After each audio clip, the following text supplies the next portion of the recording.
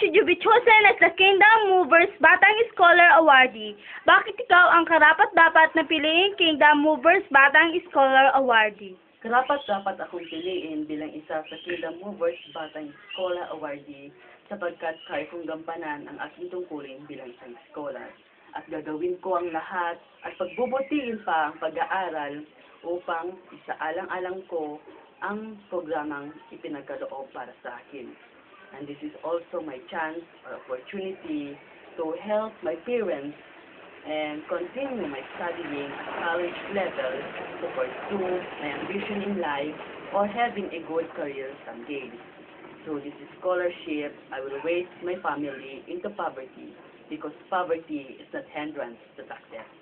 What are your dreams in life? Ano-ano ang mga pangarap mo sa buhay? Marami akong mga pangarap sa buhay na hindi lang para sa aking sarili sapagkat isinaalang-alang ko din kung paano ako makakatulong para sa aking pamilya.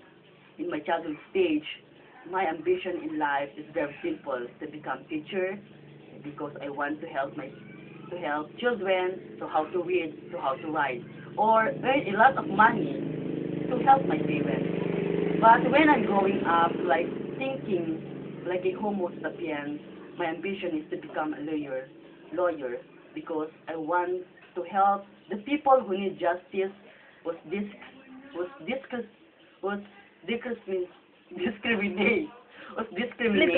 or who's the people who's victim in crime.